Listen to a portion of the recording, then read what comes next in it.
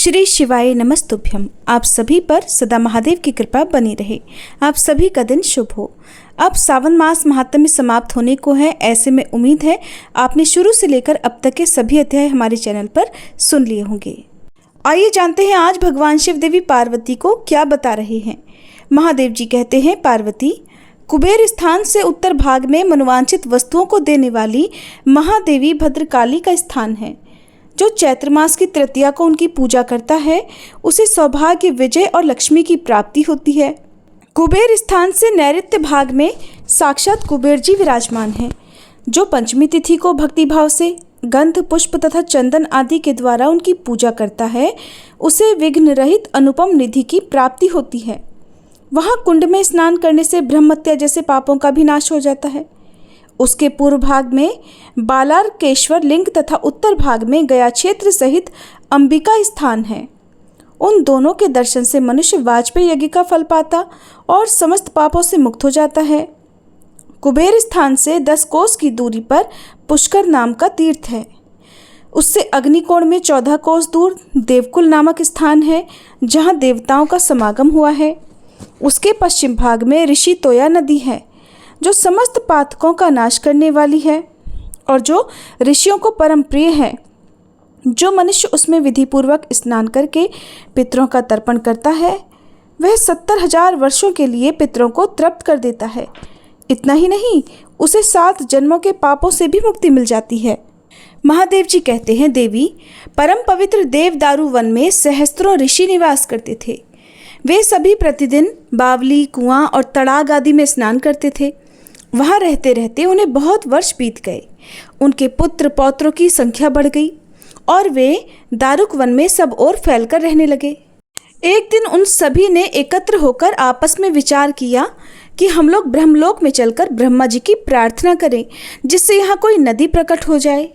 ऐसा निश्चय करके वे तपोधन मुनि ब्रह्मलोक में गए और वहाँ ब्रह्मा जी की अनेक प्रकार से स्तुति करने लगे। ऋषि बोले, ओंकार स्वरूप आपको नमस्कार है। संपूर्ण विश्व की सृष्टि करने वाले आपको बार बार नमस्कार है। समस्त संसार की रक्षा करने वाले आप परमात्मा को नमस्कार है और जगत का संहार करने वाले तथा ब्रह्मरूपधारी आपको नमस्कार है। पितामह आपको नमस्कार है। सूर्य ज्येष्ठ आपको नमस्कार है। उन ऋषियों के इस प्रकार स्तुति करने पर लोक पितामह ब्रह्मा जी बड़े प्रसन्न हुए और बोले कि विप्रवरों, तुम्हारा स्वागत है। मैं इस दिव्य स्तोत्र से बहुत संतुष्ट हूँ। अब तुम कोई उत्तम वर मांगो।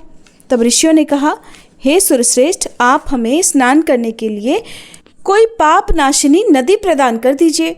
उनके ऐसा कहने पर ब्रह्मा जी ने वहाँ मूर्तिमती नदियों की ओर देखा। उन्हें देखकर फिर कमंडलू की ओर दृष्टि डाली। तब वे सभी नदियाँ उनके कमंडलू में प्रवेश कर गई। ब्रह्मा जी कहने लगे, महर्षियों, ये सब महापुण्यमयी नदियाँ कृपापूर्वक भूलोक में जाने के लिए इस कमंडलू में प्रविष्ट हुई हैं। अगर इनमें से किसी एक को भेजूं तो औरों के मन में क्रोध होगा, इसलिए इस कमंडलू में स्थित सभी नदियों को मैं देवदारू वन में जाने के लिए छोड़ता हूँ। ऐसा कहकर ब्रह्मा जी ने उन सब को छोड़ दिया और कहा, मैंने ऋषियों की प्रार्थना से तोय रूपा इन नदियों को स्नान के लिए दिया है, इसलिए इनसे प्रकट होने वाली नदी ऋषि तोया नाम से प्रसिद्ध होगी। इस प्रकार देवदारू वन में ऋषि तोया नदी का आगमन हुआ है। पूर्व वाहिनी ऋषि तोया नदी जहाँ समुद्र में मिली है, वहाँ जो मनुष्य स्नान और जलपान करते हैं वे धन्य हैं। वहाँ प्रातःकाल गंगा, पूर्वाह्न काल में यमुना, मध्याह्न काल में सहस्त्रों नदियों के साथ सरस्वती, अपराह्न काल में नर्मदा तथा सायंकाल में सूर्यपुत्री तप्ती नदी बहती है। ऐसा जानकर जो भी विद्वान उसमें स्नान और विधिवत श्राद्ध करता है वह उसके फल का भागी हो जाता है। महादेव जी कहते हैं, पार्वती, उसके दक्षिण भाग में थोड़ी ही दूर पर शंख, चक्र और गदा धारण करने वाले भगवान माधव विराजमान हैं। जो शुक्ल पक्ष की एकादशी को स्नान करके शुद्ध वस्त्र पहनकर गंध, पुष्प और अनुलेपन के द्वारा भक्ति पूर्वक उनकी पूजा करता है वह परम पद को प्राप्त होता है। जो विष्णु कुंड में स्नान करके माधव की पूजा करता है वह श्री हरि के परम धाम में जाता है। वहाँ से उत्तर दिशा में कुछ वायव्य कोण की ओर श्रृगालेश्वर लिंग है। महातेजस्वी इंद्र, वरुण, कुबेर, यमराज, अग्नि, आदित्य, वसु तथा समस्त लोकपालों ने उस महालिंग की आराधना की है। जो भी श्रगालेश्वर का पूजन करेंगे उनके कुल में कोई निर्धन नहीं होगा। जो मनुष्य अमावस्या तिथि को यहाँ आकर स्नान करके क्रोध रहित होकर विधि पूर्वक पितरों का श्राद्ध करता है, उसके पितर प्रलय काल तक तृप्त रहते हैं। इस क्षेत्र का विस्तार 1 मील तक है। उसमें जो मृत्यु को प्राप्त होते हैं उन्हें उत्तम गति की प्राप्ति होती है। जो अनशन व्रत ग्रहण करके इस तीर्थ में प्राणों का त्याग करते हैं वे परमेश्वर में लीन हो जाते हैं। श्रगालेश्वर से ईशान कोण में 7 धनुष की दूरी पर त्रिपथ गंगा है। उसके जल में उत्पन्न होने वाली मछलियां इस कलयुग में भी 3 नेत्रों वाली देखी जाती हैं। वहां स्नान करके मनुष्य 5 महापातकों से मुक्त हो जाता है। चंडीश से पूर्व भाग में 20 धनुष पर गोपाल स्वामी का स्थान है। जो माघ मास में गोपाल स्वामी श्री हरि का दर्शन, पूजन तथा वहाँ रात्रि में जागरण करता है वह परम पद को प्राप्त होता है। वहाँ से उत्तर दिशा में 8 धनुष पर वकुल स्वामी सूर्य देव का स्थान है। जो मनुष्य रविवार युक्त सप्तमी में वहाँ जागरण करता है वह सभी अभीष्ट वस्तुओं को पाता और स्वर्गलोक में पूजित होता है। वहाँ से वायव्य कोण में 16 धनुष पर उत्तरार्क नाम से प्रसिद्ध भगवान सूर्य विराजमान हैं। वहाँ रथ सप्तमी को उपवास करके मनुष्य सब रोगों से मुक्त हो जाता है। वहीं देवकुल से आग्नेय कोण में 2 कोस दूर समुद्र के सुरम्य तट पर परम उत्तम ऋषि तीर्थ है। वहाँ पत्थर की आकृति वाले ऋषि लोग आज भी देखे जाते हैं जो सब पातकों का नाश करने वाले हैं। वहाँ से पश्चिम दिशा में आधे कोस पर मरुत देवी हैं जो मरुत गणों के द्वारा पूजित तथा समस्त अभीष्ट वस्तुओं को देने वाली हैं। मनुष्य को चाहिए कि समस्त कामनाओं की सिद्धि के लिए महानवमी और सप्तमी तिथि को गंध पुष्प आदि उपचारों द्वारा यत्नपूर्वक उनकी पूजा करे। देवकुंड से उत्तर और भास्कर से दक्षिण कंटक शोधनी देवी का स्थान है। जो मनुष्य अष्टमी और नवमी के दिन उनकी पूजा करता है उसको राक्षसों और पिशाचों से भय नहीं होता और वह उत्तम सिद्धि को प्राप्त करता है। उससे पूर्व दिशा में थोड़ी ही दूर पर ब्राह्मणों द्वारा स्थापित ब्रह्मेश्वर लिंग है। जो ऋषि तोया के जल में स्नान करके उसका पूजन करता है वह ब्राह्मण जड़ता से रहित और वेदज्ञ होता है। भगवती चंडी के गणों द्वारा वह स्थान सुरक्षित है। देवी, मैंने सीमा सहित वह स्थान ब्राह्मणों को दे दिया है। महादेव जी कहते हैं, देवी, पूर्व काल में वेन नामक राजा हुआ है। वह मृत्यु की कन्या का पुत्र था, इसलिए माता मह के दोष से उसमें भी क्रूरतापूर्ण विचार आ गया। उसने अपने धर्म को पीछे छोड़कर पाप में मन लगा लिया। वेद शास्त्रों का उल्लंघन करके वह अधर्म में तत्पर हो गया।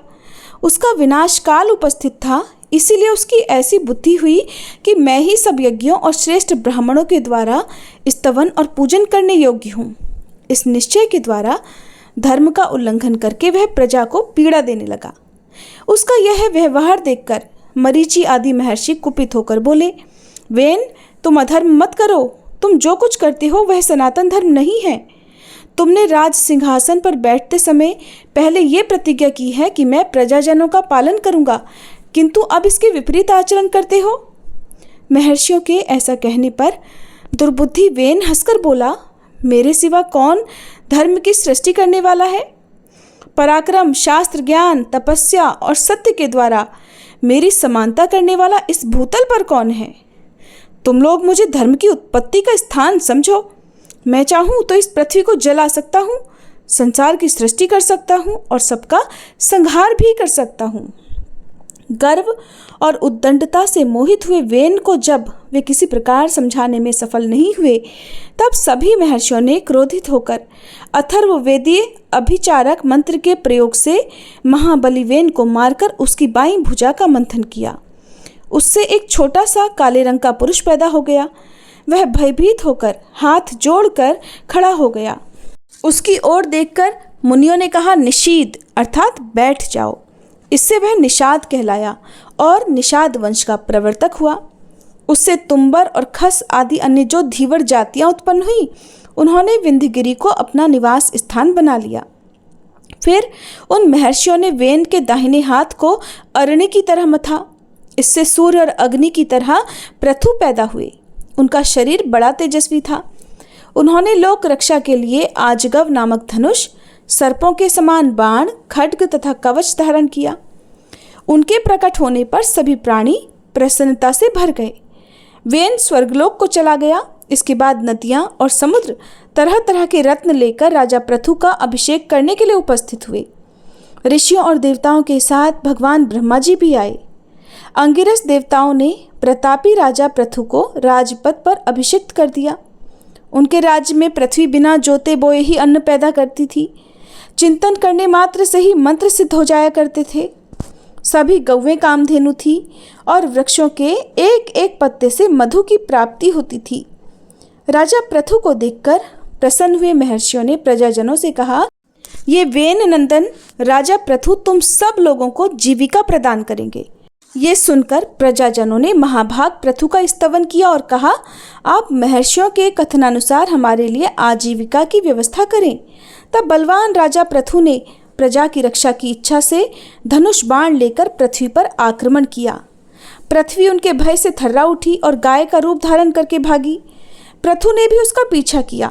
अंत में वह उन्हीं की शरण में आई और हाथ जोड़कर बोली, राजन, मेरे बिना तुम प्रजा को कैसे धारण करोगे? मेरे ऊपर ही तो संपूर्ण लोक स्थित हैं। मैं ही इस जगत को धारण करती हूँ। मेरे बिना सारी प्रजा नष्ट हो जाएगी। इसलिए तुम्हें मेरा वध नहीं करना चाहिए। महीपते, क्रोध छोड़ो। मैं तुम्हारी आज्ञा के अनुसार चलूंगी। तुम्हें धर्म का त्याग बिल्कुल नहीं करना चाहिए। पृथ्वी की ये बात सुनकर धर्मात्मा और उदार राजा पृथु ने अपने क्रोध को रोका और इस प्रकार कहा, जो अपने या पराये एक के हित के लिए स्वार्थवश बहुत से प्राणियों का वध करता है उसे पाप लगता है। अगर किसी एक को मार देने से बहुत सारे लोग सुखी हो जाते हो तो उसके मारने पर पाप नहीं लगता। इसलिए वसुंधरे, अगर तू मेरी आज्ञा से संसार का हित नहीं करेगी तो मैं प्रजा के लिए तेरा वध कर डालूंगा। मेरी आज्ञा के विपरीत चलने वाली तुझ वसुधा को बाणों से मारकर मैं स्वयं अपने शरीर को विशाल बनाकर समस्त प्रजा को धारण करूंगा। इसलिए तू मेरी आज्ञा से समस्त प्रजा को जीविका प्रदान कर, क्योंकि ऐसा करने में तू ही समर्थ है। राजा पृथु के इस प्रकार कहने पर पृथ्वी ने उत्तर दिया, राजन, मैं ये सब करूंगी। तुम मेरे लिए बछड़े की कल्पना करो, जिसके प्रति वत्सल होकर मैं दूध के रूप में अन्न प्रदान करूं। इसके सिवा मुझे समतल बनाओ, जिससे मैं अपने दूध को चारों ओर फैला सकूं। तब राजा पृथु ने धनुष की कोटि से पर्वतों और शिलाखंडों को उखाड़कर एक जगह कर दिया और फिर चाक्षुष मनु को बछड़ा बनाकर उन्होंने अपने हाथों में अन्नों को दुहा। इसके बाद चंद्रमा बछड़ा हुए, बृहस्पति दुहने वाले बने, गायत्री आदि छंद दुग्ध पात्र हुए और तपस्या और सनातन ब्रह्म उन्हें दुग्ध रूप में प्राप्त हुआ। फिर इंद्र आदि देवताओं ने सोने का पात्र लेकर इस पृथ्वी को दुहा। उस समय इंद्र बछड़ा और सूर्य दुहने वाले बने। उनका दूध अमृतमय था। इसी प्रकार पितरों ने भी चांदी के पात्र में अपनी तृप्ति के लिए सुधारूप दूध का दोहन किया। उनके लिए वैवस्वत मनु बछड़ा और अंतक दुहने वाले थे। असुरों ने लोहे के पात्र में माया शक्ति का दोहन किया। उस समय दूध दुहने वाला द्विमूर्धा और बछड़ा विरोचन था। उस माया रूप दूध से ही दैत्य आज भी मायावी हैं। नागों ने तक्षक को बछड़ा बनाकर तुम्बे के पात्र में विषरूपी दूध दुहा। उस समय वासुकी दोग्धा थे, इसलिए सर्प बड़े विषाले होते हैं। यक्षों और पुण्यजनों ने कुबेर को बछड़ा बनाकर कच्चे पात्र में अंतर्धान शक्ति का दोहन किया। उनके दोग्धा थे रजत नाग। राक्षसों और पिशाचों ने भी पृथ्वी से कपाल रूपी पात्र में रक्तमय दूध का दोहन किया। उनकी ओर से सुमाली बछड़ा था और ब्रह्मोपेत कुबेर दोग्धा थे। गंधर्वों और अप्सराओं ने चित्ररथ को बछड़ा बनाकर कमल के पात्र में उत्तम गंध का दोहन किया। मुनिपुत्र रुचि उनकी ओर से दोग्धा हुए थे। पर्वतों ने पृथ्वी से मूर्तिमय औषधियाँ तथा तरह तरह के रत्नों को दुहा। उनका बछड़ा हिमालय, दुहने वाला मेरुगिरी तथा पात्र हिमालय था। वृक्ष और लता आदि वनस्पतियों ने पलाश का पात्र लेकर पृथ्वी को दुहा। कटने पर फिर से अंकुरित हो जाना, यही उनका दूध था। खिला हुआ शाल वृक्ष उनका दोग्धा और पाकड़ का वृक्ष उनका बछड़ा था। इस प्रकार हे देवी, समस्त लोगों के हित के लिए राजा पृथु ने सबका भरण पोषण करने वाली इस पृथ्वी का दोहन किया। उन्होंने धर्म से भूतल वासियों का रंजन किया, इसीलिए उन्हें राजा कहा गया और तभी से इस पृथ्वी पर राजा शब्द की प्रसिद्धि हुई।